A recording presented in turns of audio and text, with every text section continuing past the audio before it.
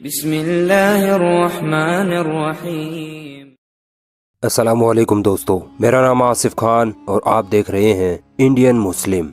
آج اس مہان ہستی کے بارے میں بات کی جائے گی جو انبیاء اور رسول کے بعد سب سے افضل ہستی ہے، جس نے مردوں میں سب سے پہلے اسلام قبول کیا تھا، جس نے نبی کریم صلی اللہ علیہ وسلم کا اس وقت ساتھ دیا جب سارا مشرکین مکہ نبی پاک صلی اللہ علیہ وسلم کی جان لینے پہ تلا ہوا تھا۔ آج اس شخص کی شان کے تذکرے ہوں گے جو نبی کریم صلی اللہ علیہ وسلم کا محبوب ترین دوست تھا۔ آج بات ہوگی خلیفہ اول حضرت ابو بکر صدیق رضی اللہ تعالی عنہ کی۔ آپ رضی اللہ تعالی عنہ کا اصلی نام عبداللہ بن عثمان تھا۔ ابو بکر آپ کی کنیت تھی اور صدیق آپ کا لقب تھا۔ آپ رضی اللہ تعالیٰ عنہ چھٹی پشت پر جا کر نبی کریم صلی اللہ علیہ وسلم کے نسب پر مل جاتے ہیں۔ ابو بکر رضی اللہ تعالیٰ عنہ کی والدہ کا نام سلمہ تھا اور والد کا نام عثمان تھا، جو اپنی کنیت ابو قحافہ کے نام سے مشہور تھی۔ ابو بکر رضی اللہ تعالیٰ عنہ کو زمانہ جاہلیت میں عبد الکعبہ کہا جاتا تھا۔ اسلام لانے کے بعد نبی کریم صلی اللہ علیہ وسلم نے آپ کا نام عبداللہ رکھا۔ جب نبی کریم صلی اللہ علیہ وسلم کو نبوت ملی تو آپ نے مردوں میں سب سے پہلے ابو بکر رضی اللہ تعالیٰ عنہ کو اسلام کی دعوت دی، کیونکہ وہ آپ کے سب سے بہترین دوست تھے۔ ابو بکر صدیق رضی اللہ تعالیٰ عنہ نے بنا کسی شک و شبہ کے نبی کریم صلی اللہ علیہ وسلم کے کہنے پر اسلام قبول کر لیا۔ ایک بار عمر بن عاص رضی اللہ تعالیٰ عنہ نے آپ صلی اللہ علیہ وسلم سے پوچھا کہ یا رسول اللہ، مردوں میں آپ کو سب سے زیادہ کس سے محبت ہے؟ آپ صلی اللہ علیہ وسلم نے فرمایا ابو بکر سے۔ دوستو، اب آپ سوچئے کہ جو شخص نبی کو سب سے زیادہ محبوب ہو، اس کا اسلام میں کتنا بڑا مرتبہ ہوگا۔ ابو بکر رضی اللہ تعالیٰ عنہ کو نبی کریم صلی اللہ علیہ وسلم سے کتنی محبت تھی، اس کا اندازہ بھی نہیں لگایا جا سکتا۔ ایک بار عقبہ ابن ابی معیط نام کے ایک شخص نے نبی پاک صلی اللہ علیہ وسلم کی گردن میں چادر ڈال کے اتنی زور سے کھینچی کہ پیارے رسول اللہ کا چہرہ لال ہو گیا، آنکھیں باہر آنے کو تیار ہو گئی، اس قدر شدید درد ہوا آپ کو۔ اتنے میں وہاں حضرت ابو بکر رضی اللہ تعالیٰ عنہ پہنچ گئے۔ آپ نے اس شیطان کو مار کر وہاں سے ہٹایا۔ اس وقت وہاں کافروں کا پورا جھنڈ کھڑا تھا، ان کے بڑے بڑے سردار کھڑے تھے، مگر پھر بھی ابو بکر صدیق رضی اللہ تعالیٰ عنہ ذرا بھی نہ ڈرے، کیونکہ نبی کریم صلی اللہ علیہ وسلم سے محبت ہی اتنی تھی کہ آپ صلی اللہ علیہ وسلم کو مصیبت میں نہ دیکھ سکے۔ ابو بکر رضی اللہ تعالیٰ عنہ نے ان کافروں سے فرمایا کہ تم اس شخص کو صرف اس لیے تکلیف دیتے ہو کہ یہ کہتا ہے کہ میرا رب اللہ ہے۔ اتنا سننا تھا کہ کافروں نے ابو بکر رضی اللہ تعالیٰ عنہ کو مارنا پیٹنا شروع کر دیا اور اس قدر مارا کہ آپ خون سے لت پت ہو گئے۔ اتنے میں وہاں ابو بکر رضی اللہ تعالیٰ عنہ کے خاندان والے پہنچ گئے۔ انہوں نے آپ رضی اللہ تعالیٰ عنہ کو گھر لے کر آئے۔ گھر پہنچتے ہی ابو بکر رضی اللہ تعالیٰ عنہ نے پوچھا، میرے آقا محمد صلی اللہ علیہ وسلم کیسے ہیں؟ وہ کہاں پر ہیں؟ خاندان والے غصہ ہو کر بولے، ارے جس شخص کی وجہ سے تم کو اتنی مار پڑی، تم پھر اسی محمد کا سوال کرتے ہو؟ سارے خاندان والے وہاں سے اٹھ کر چلے گئے۔ ابو بکر رضی اللہ تعالیٰ عنہ کی والدہ نے کہا، بیٹا بہت زخمی ہو گئے ہو، کچھ کھا پی لو۔ ابو بکر رضی اللہ تعالیٰ عنہ نے کہا، اللہ کی قسم میں اس وقت تک نہ کھاؤں گا نہ پیوں گا جب تک محمد صلی اللہ علیہ وسلم کا دیدار نہ کر لوں۔ پھر آپ کی والدہ اور ایک عورت کے سہارے آپ نبی کریم صلی اللہ علیہ وسلم کے یہاں پہنچے۔ پیارے نبی کا دیدار کرنے کے بعد دل کو سکون ملا۔ ارے کہیں دیکھی ہے ایسی محبت؟ ارے ابو بکر رضی اللہ تعالیٰ عنہ کے بارے میں کیا بتاؤں، یہ تو وہ شخصیت تھی جو مسلمان ہونے کے بعد تو کیا، مسلمان ہونے سے پہلے ہی نہ کبھی شراب کو ہاتھ لگایا، نہ کبھی زنا کاری کی اور نہ ہی کبھی جھوٹ بولا، یہاں تک کہ مکہ کے بتوں کی بھی کبھی پوجا نہ کی، حالانکہ یہ ساری چیزیں اس وقت مکہ میں عام تھی۔ ایک بار عمر رضی اللہ تعالیٰ عنہ جنگ تبوک کے چندے کا ذکر کرتے ہوئے فرمانے لگے کہ نبی کریم صلی اللہ علیہ وسلم نے جب ہمیں مال صدقہ کرنے کو کہا تو میں نے سوچا آج موقع ہے، میں ابو بکر سے مال صدقہ کرنے میں آگے نکل جاؤں گا، اور میں نے پکا ارادہ کیا کہ اپنے مال کا آدھا حصہ نبی کریم صلی اللہ علیہ وسلم کے قدموں میں رکھ دوں گا۔ اس کے بعد جب نبی کریم صلی اللہ علیہ وسلم نے مجھ سے پوچھا کہ عمر کیا لائے ہو، تو میں نے کہا یا رسول اللہ آدھا مال آپ کی خدمت میں حاضر ہے۔ آپ صلی اللہ علیہ وسلم نے فرمایا کہ اپنے بال بچوں کے لیے کیا چھوڑا، تو میں نے فرمایا باقی آدھا مال۔ اتنے میں ابو بکر رضی اللہ تعالیٰ عنہ اپنا سارا مال لیے ہوئے وہاں پہنچ گئے۔ نبی کریم صلی اللہ علیہ وسلم نے ان سے بھی وہی سوال کیا، اے ابو بکر کیا لائے ہو؟ ابو بکر رضی اللہ تعالیٰ عنہ نے فرمایا، یا رسول اللہ، اللہ کی راہ میں یہ ساری مال و دولت اٹھا لایا ہوں۔ آپ صلی اللہ علیہ وسلم نے پھر پوچھا، اپنے گھر پر کیا چھوڑ کر آئے ہو؟ ابو بکر رضی اللہ تعالیٰ عنہ نے کہا، گھر پر اللہ اور اس کے رسول کو چھوڑ کر آیا ہوں۔ عمر رضی اللہ تعالیٰ عنہ حیران ہو گئے اور کہا کہ میں ابو بکر سے نیکیوں میں کبھی آگے نہیں بڑھ پاؤں گا۔ غور کریے، صحاباؤں میں کمپٹیشن کس چیز کے لیے تھا؟ نیکیوں کے لیے۔ اور ہمارا حال یہ ہے کہ ہمیں جو انسان جتنا زیادہ گناہ کرتا ہے وہ ہمارے نزدیک اتنا ہی بڑھیا ہوتا ہے۔ ابو بکر رضی اللہ تعالیٰ عنہ کا اللہ کی راہ میں اس طرح مال خرچ کرنا نبی کریم صلی اللہ علیہ وسلم کو اتنا پسند آیا کہ آپ صلی اللہ علیہ وسلم نے فرمایا کہ جتنا مجھے ابو بکر کے مال سے نفع پہنچا ہے اتنا کسی کے مال سے نہیں پہنچا۔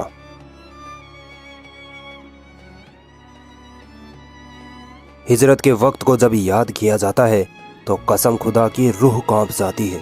جب مکہ کے کافروں نے مسلمانوں پر ظلم و ستم کی حدیں پار کر ڈالی تو آپ صلی اللہ علیہ وسلم نے مجبور ہو کر سبھی مسلمانوں کو مکہ چھوڑ کر مدینے کی طرف ہجرت کا حکم دیا۔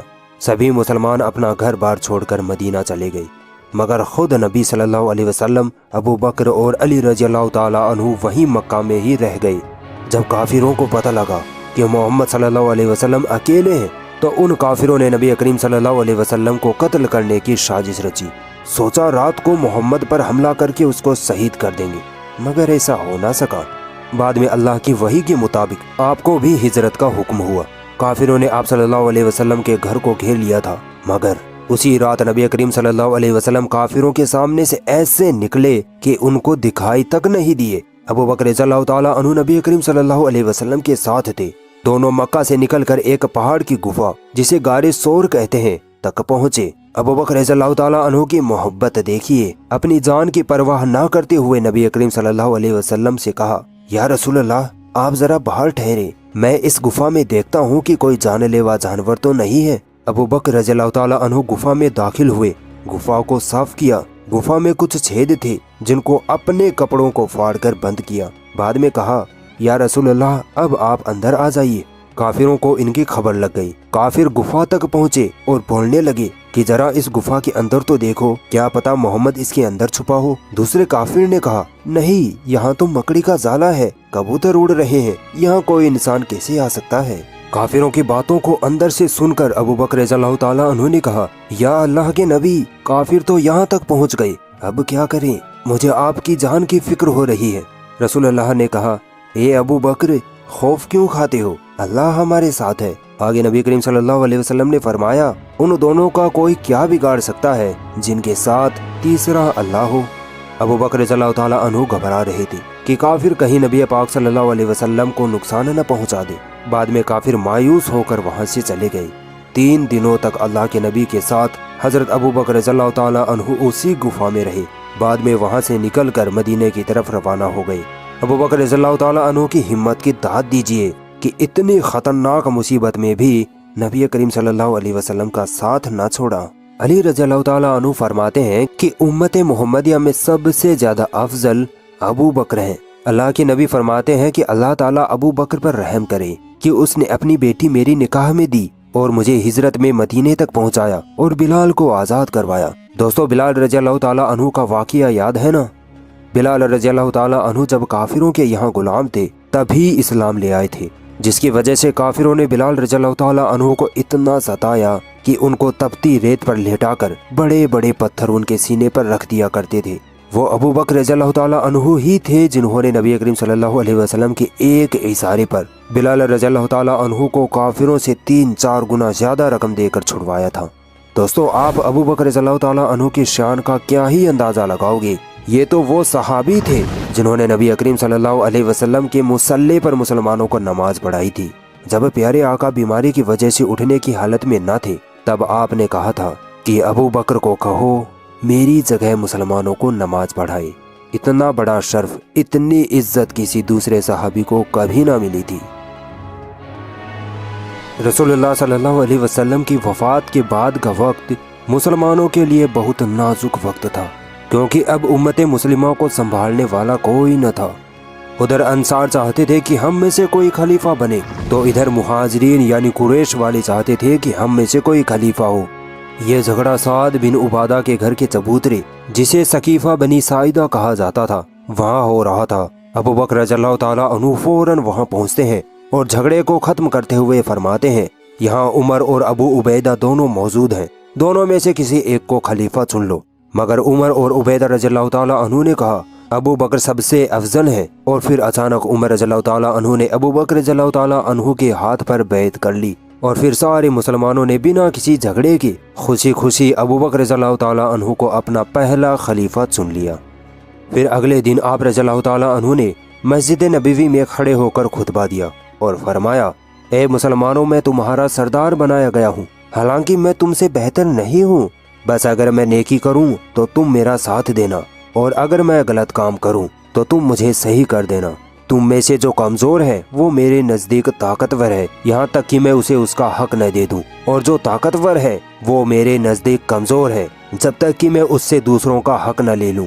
اگر میں اللہ اور اس کے رسول کے طریقے پر حکومت کروں تو تم میرا کہنا ماننا، ورنہ تم پر میری اطاعت فرض نہیں۔ ابو بکر رضی اللہ تعالیٰ عنہ کی شان و حکمت دیکھیے، اتنا بڑا بادشاہ بننے کے بعد بھی ذرا بھی اکڑ، ذرا بھی تاناشاہی نہیں آئی۔ یہی تو ایک سچے اور مضبوط بادشاہ کی نشانی ہوتی ہے۔ حضرت ابو بکر رضی اللہ تعالیٰ عنہ کا ایک بڑا کارنامہ یہ تھا کہ انہوں نے اپنی خلافت میں قرآن کریم کو ایک کتابی شکل میں جمع کر دیا تھا۔ نبی صلی اللہ علیہ وسلم کے زمانے میں قرآن کتابی شکل میں نہ تھا، بلکہ لوگوں کے دماغ میں محفوظ تھا۔ کئی صحابہ حافظ قرآن تھے، مگر ابو بکر رضی اللہ تعالیٰ عنہ کے دور میں جب جنگیں ہونے لگیں تو ان جنگوں میں کئی حافظ قرآن بھی شہید ہونے لگے۔ صرف ایک جنگ جو مسیلمہ قذاب کے ساتھ لڑی گئی تھی، اس میں ہی 700 سے زیادہ حفاظ شہید ہو گئے تھے۔ اس حالت کو دیکھ کر ابو بکر رضی اللہ تعالیٰ عنہ نے عمر رضی اللہ تعالیٰ عنہ کے مشورے پر قرآن کریم کو ایک کتابی شکل میں تیار کروایا۔ یہ قرآن ویسا ہی تھا جیسا لوگوں کو یاد تھا۔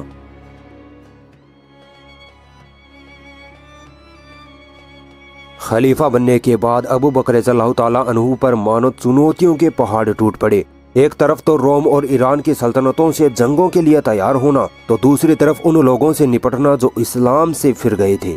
وفات نبی صلی اللہ علیہ وسلم کی خبر جب پورے بر اعظم عرب میں پھیلی تو ایک طرف تو سچے مسلمانوں پر دکھوں کا پہاڑ ٹوٹ پڑا، مگر دوسری طرف جھوٹی نبوت کے دعوے دار بھی کھڑے ہو گئے۔ ان کے علاوہ فتنے پھیلانے والے لوگوں کو بھی اپنی شرارتوں کے لیے بڑھیا موقع مل گیا۔ نتیجہ یہ ہوا کہ وہ مسلمان جنہوں نے ابھی ابھی اسلام اپنایا تھا، وہ ان شیطانوں کے بہکاوے میں آنے لگے۔ جھوٹے نبیوں نے ان مسلمانوں کو اس قدر بہکایا کہ ہر طرف سے خبریں آنے لگی کہ لوگ اسلام سے مرتد ہو رہے ہیں۔ ساتھ ہی یہ بھی خبریں آنے لگیں کہ کافر قبیلے مدینہ منورہ پر ہر طرف سے حملے کی تیاریاں کرنے کی سازش میں ہیں۔ خلافت کے پہلے دنوں میں ہی اتنی بڑی بڑی مصیبتوں کے بعد بھی ابو بکر رضی اللہ تعالیٰ عنہ ذرا بھی نہ گھبرائے۔ سب سے پہلے تو آپ نے اسامہ بن زید کے اس لشکر کو روانہ کیا جس کو نبی صلی اللہ علیہ وسلم نے اپنی وفات سے پہلے شام کی طرف رومیوں کے مقابلے کے لیے بھیجا تھا، مگر نبی کریم صلی اللہ علیہ وسلم کی بیماری کی وجہ سے لشکر روانہ نہ ہو سکا۔ اب جب ابو بکر رضی اللہ تعالیٰ عنہ نے اس فوج کو رومیوں سے جنگ کے لیے روانہ کرنا چاہا تو صحابہ اکرام نے ابو بکر رضی اللہ تعالیٰ عنہ سے کہا کہ ہمارے حالات بہت خراب ہیں، ہر طرف سے دشمن گھیرا ڈالے بیٹھے ہیں، اور ابھی اسامہ بن زید 17 سال کے ہی تو ہیں، ان کو ابھی جنگ کا زیادہ تجربہ بھی نہیں ہے۔ ابو بکر صدیق رضی اللہ تعالیٰ عنہ کی ہمت، حوصلے اور نبی صلی اللہ علیہ وسلم کے حکم سے محبت دیکھیے۔ انہوں نے سب صحاباؤں کو کہا، اگر مجھے یہ یقین بھی دلا دیا جائے کہ اس لشکر کے روانہ ہونے کے بعد مدینے میں مجھے درندے اکیلے پا کر چیر پھاڑ دیں گے، تب بھی میں اس لشکر کو نہیں روکوں گا۔ ارے جس لشکر کو نبی پاک صلی اللہ علیہ وسلم نے تیار کر کے روانہ کیا تھا، اس لشکر کو میں کیسے روک سکتا ہوں؟ چنانچہ آپ رضی اللہ تعالیٰ عنہ نے اسامہ بن زید کے لشکر کو جنگ کے لیے روانہ کیا، اور کمال دیکھیے، ایک 17 سال کے سپہ سالار کے انڈر میں یہ لشکر رومیوں کو شکست دے کر واپس آ گیا۔ عام طور پر لوگ سوچتے ہیں کہ رسول اللہ صلی اللہ علیہ وسلم کی وفات کے بعد مکہ، مدینہ اور طائف، ان تینوں شہروں کے علاوہ سارے عرب کے مسلمان مرتد ہو گئے تھے اور اللہ کو چھوڑ کر بتوں کی پوجا کرنے لگے۔ حالانکہ ایسا نہیں تھا۔ نبی صلی اللہ علیہ وسلم کی وفات کے بعد کچھ شیطان لوگ اٹھ کھڑے ہوئے اور نبی ہونے کا جھوٹا دعویٰ کرنے لگے، جن میں سب سے بڑا جھوٹا مسیلمہ کذاب تھا۔ حالانکہ یہ جھوٹے نبی نماز پڑھتے تھے، اللہ کی عبادت بھی کرتے تھے، مگر مال و دولت، شان و شوکت کے لیے انہوں نے نبی ہونے کا جھوٹا دعویٰ کر ڈالا۔ دوسری طرف اسلام میں نبی کریم صلی اللہ علیہ وسلم کے زمانے سے ہی زکوٰۃ دینے کو فرض قرار دیا گیا تھا۔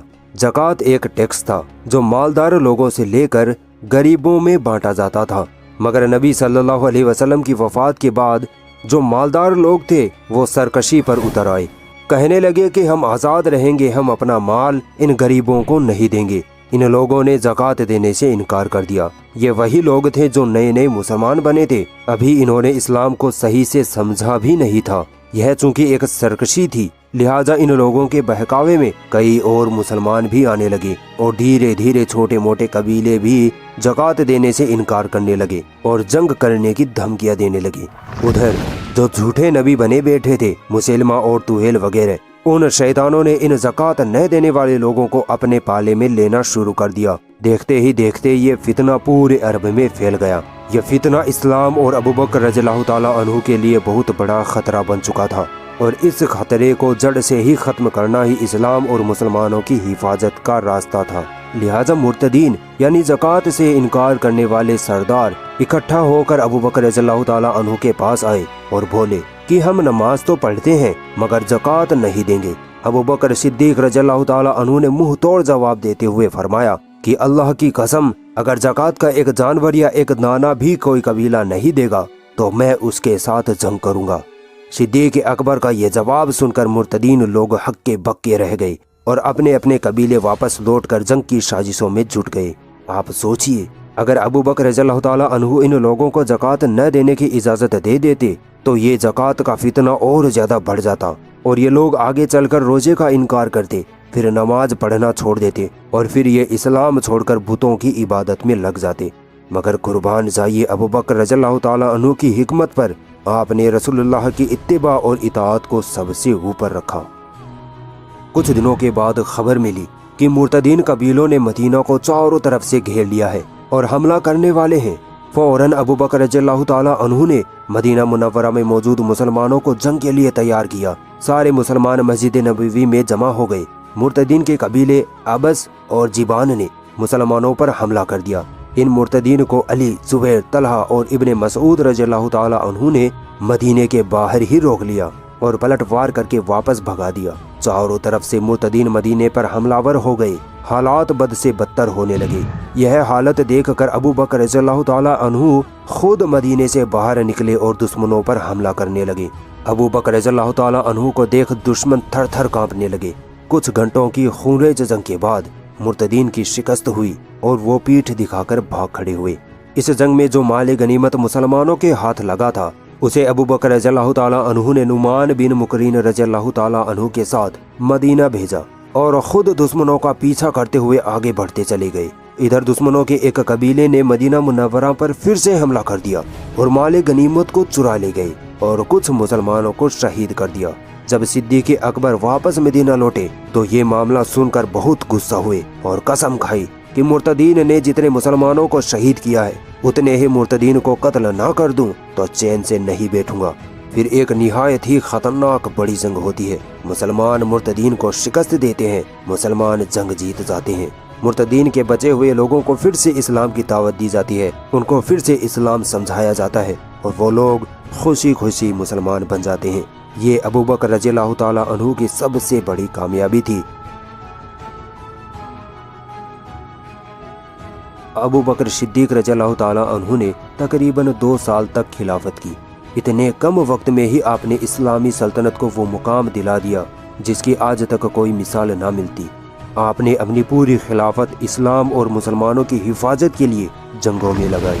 یرموک کی جنگ آپ کے وقت کی سب سے کامیاب جنگ تھی۔ اسی جنگ میں خالد بن ولید رضی اللہ تعالیٰ عنہ نے خوب نام کمایا۔ صدیق اکبر نے دنیا کی 2 سب سے بڑی طاقتیں روم اور ایران دونوں کو گھٹنے ٹکوا دیے تھے۔ آپ رضی اللہ تعالیٰ عنہ کی دلیری اور سمجھداری کی وجہ سے ہی اسلام سے مرتد ہوئے لوگ پھر سے اسلام میں داخل ہوئے۔ مدینہ اور مکہ پر حملہ کرنے والوں کو آپ ہی نے شکست دے کر کھدیڑا تھا۔ ارے آپ تو وہ خلیفہ تھے جس نے کبھی مال و دولت اکٹھی نہ کی بلکہ ایک غریب کی طرح رہے۔ جمادی الثانی شروع مہینہ سن 12 ہجری میں ابو بکر رضی اللہ تعالیٰ عنہ کو تیز بخار چڑھا۔ 15 دن برابر شدت سے بخار رہا۔ جب آپ رضی اللہ تعالیٰ عنہ کو یقین ہو گیا کہ اب آخری وقت آ پہنچا ہے تو آپ نے ایک ایک کر کے سبھی بڑے صحاباؤں کو بلایا اور پوچھا، میرے بعد خلافت کے لیے عمر کی بابت تمہارا کیا خیال ہے؟ سبھی صحابہ نے خوشی خوشی عمر رضی اللہ تعالیٰ عنہ کو خلیفہ بنانے پر حامی بھر دی۔ 22 اور 23 جمادی الثانی کی درمیانی رات میں مغرب کے بعد 63 سال کی عمر میں آپ رضی اللہ تعالیٰ عنہ کا انتقال ہو گیا۔ اگر یہ ویڈیو آپ کو پسند آئی تو اس ویڈیو کو لائک ضرور کریں، اور بھی ایسی انٹرسٹنگ ویڈیوز دیکھنے کے لیے ہمارا چینل سبسکرائب ضرور کریں اور اس گھنٹی کو بھی دبائیں تاکہ جب بھی ہم کوئی نئی ویڈیو ڈالیں تو اس کا نوٹیفیکیشن آپ تک سب سے پہلے پہنچ جائے۔